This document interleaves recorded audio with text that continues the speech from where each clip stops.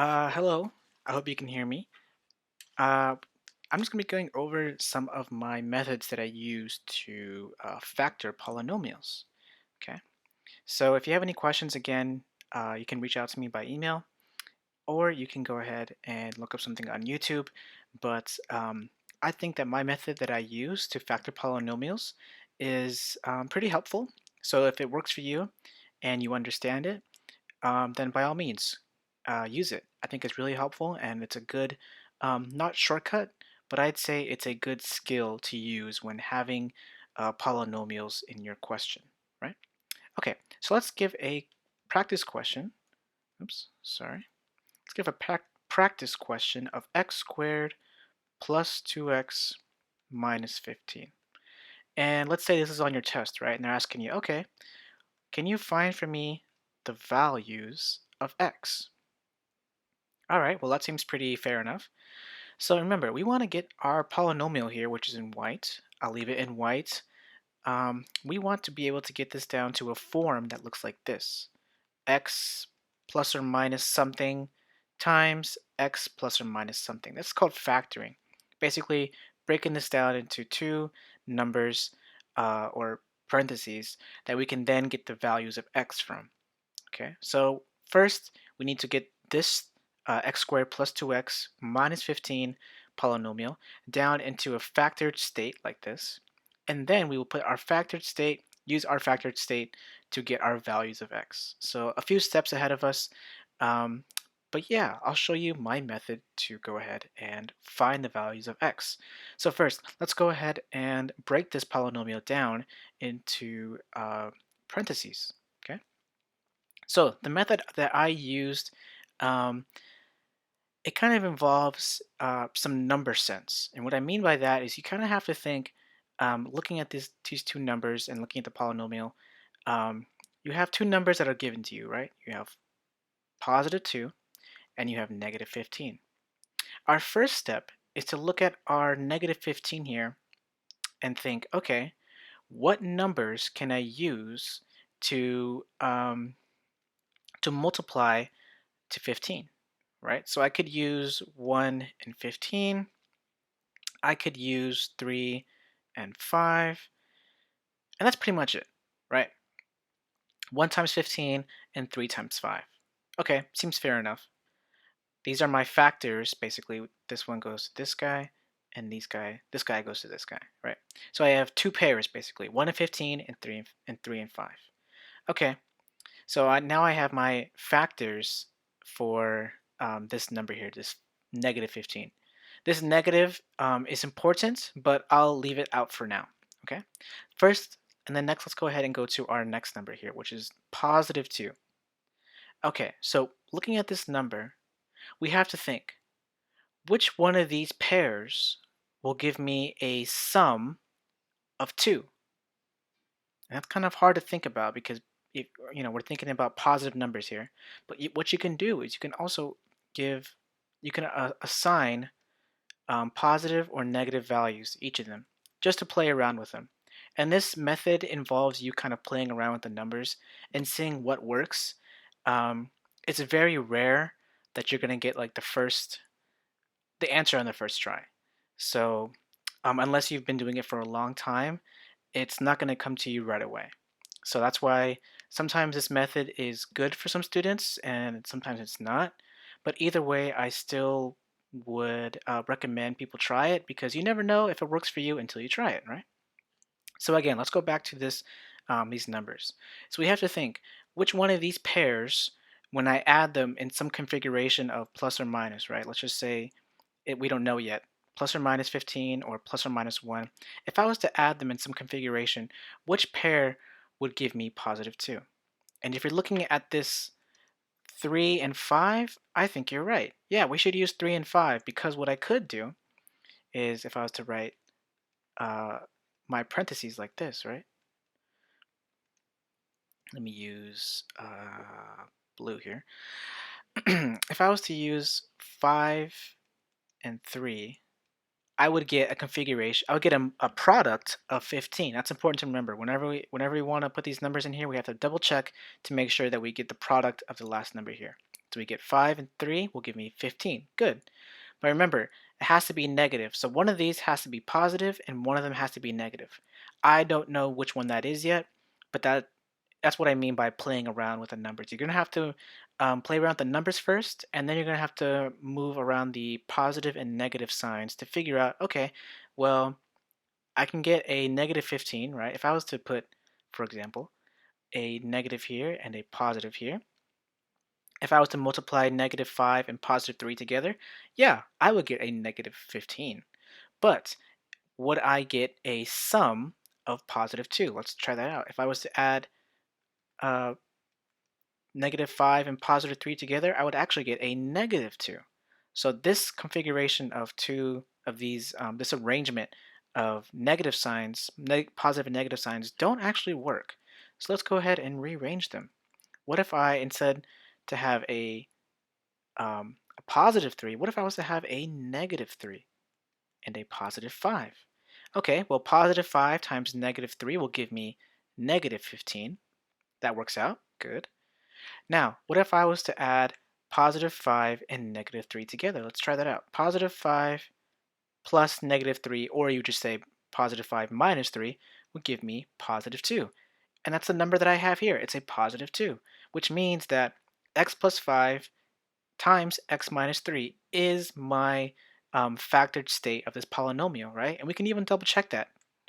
And this is a good step to remember when you are doing these kind of things.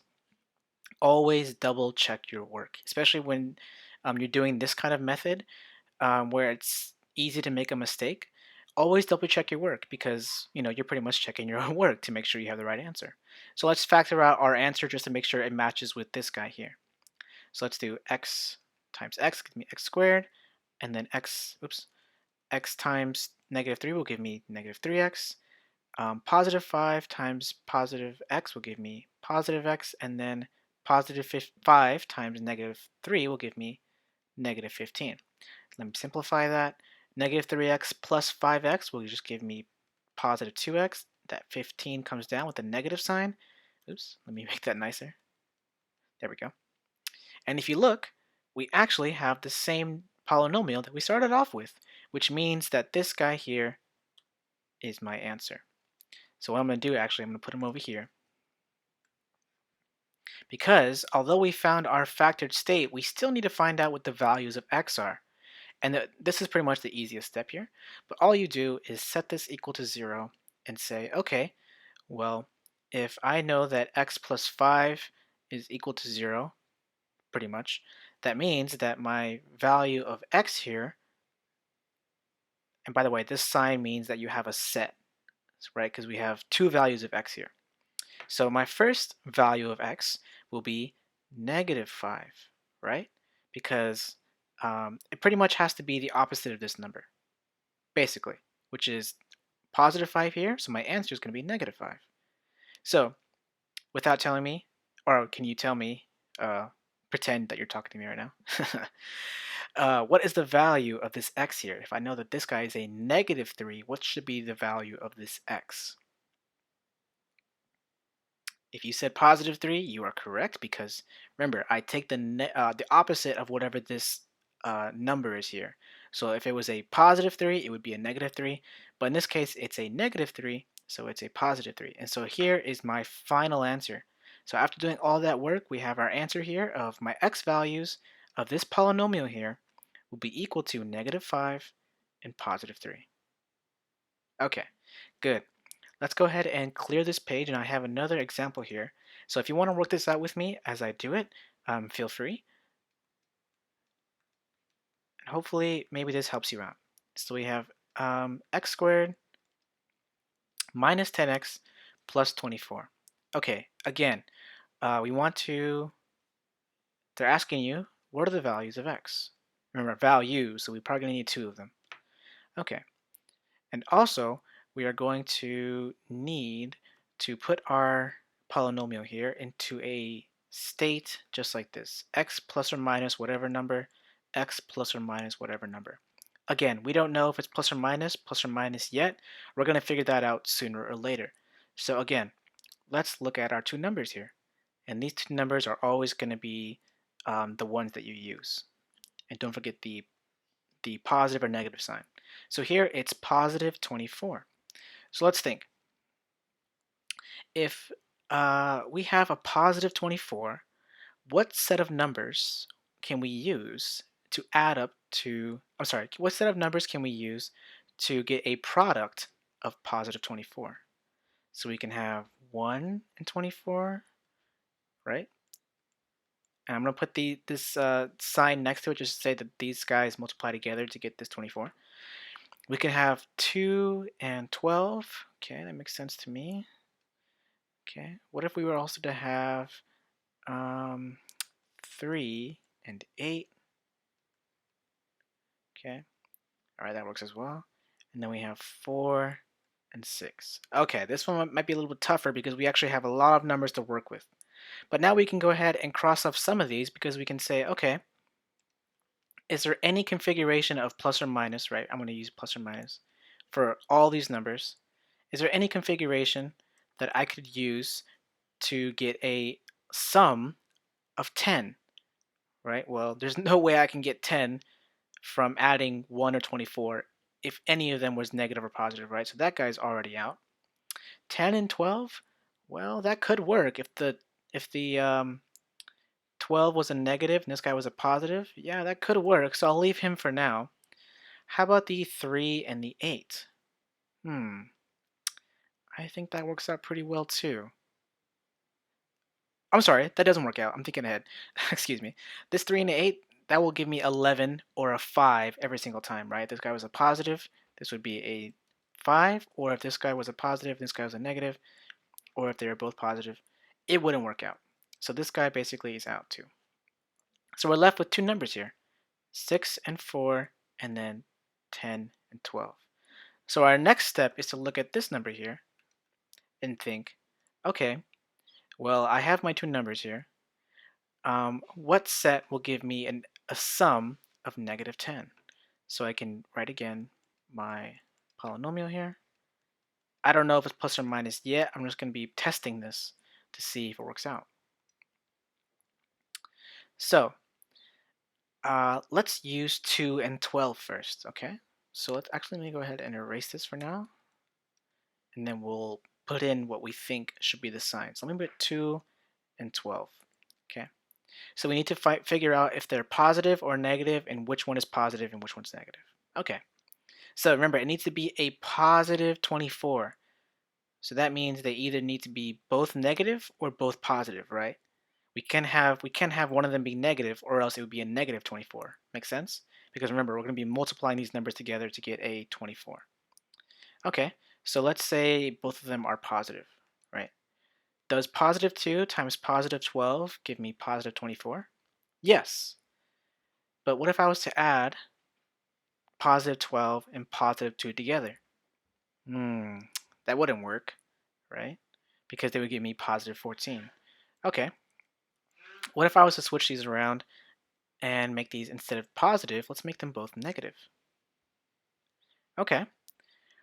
Let's do that again. What if I was to multiply negative 2 and negative 12 together and get, would I get an answer of positive 24? Yeah, right, I would. Okay, let's do our sum test here. Would I get, if I added negative 2 and negative 12 together, would I get negative 12? No, right? I'd actually get a negative 14.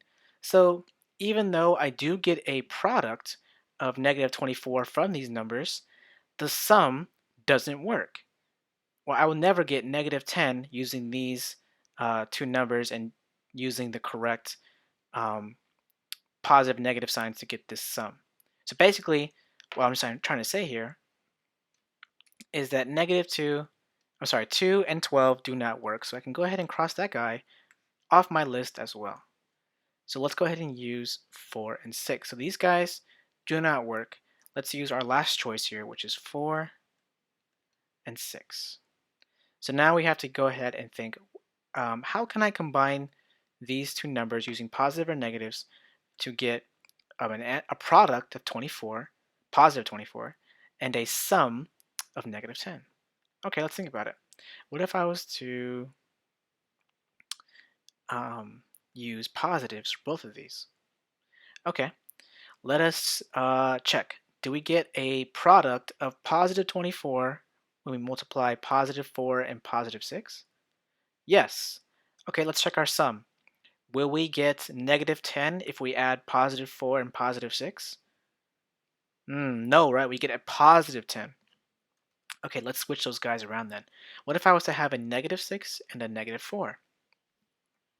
Will I get a product of negative 24, positive 24, excuse me, when I multiply negative 4 and negative 6 together? Yes, right? Because the negative 6 times negative 4 gives me a positive 24. Now let's check our sum. If I was to add negative 4 and negative 6 together, would I get a negative 10? Yes, right? This is actually the configuration that works. I have a negative 4 and a negative 6 that gives me a sum of negative 10. And it also gives me a product of negative 24 because negative times negative gives me a positive. 4 times 6 is 24, therefore positive 24. Again, we can go ahead and double check our work by doing this factor. X times x gives me x squared. X times negative 6, negative 4 times x gives me this. And then I get 24 at the end, positive. Let's go ahead and simplify this. So I have negative 10x plus 24. And I can check this with my original answer. And yes, this polynomial is the same as that polynomial, which means that this answer is correct. So now my last step here, as I said before, is to go ahead and put this x minus 4 and x minus 6 here and figure it out from there. So I need to find my values of x in order to figure out my answer. So again, set this equal to 0. And again, we can look at our x's and just take the opposite of whatever number is inside there. So instead of a negative 4, we will have a positive 4, right? And instead of a negative 6, we will have a positive 6. Good. That's good on you if you said the right answer. But anyways, that is pretty much how to factor polynomials. And this is my way. I'm very sure there are some other ways how to do this, but this is the way that I like to do it in my mind. It works out for me, especially when you know the factors of a number, right? 24, we know that the factors of that are 124, 2 and 12, 3 and 8, 4 and 6, as well as you can do some math with the positive and negative numbers to find out the sum, right? So there's a lot of, I would say, trial and error with this method.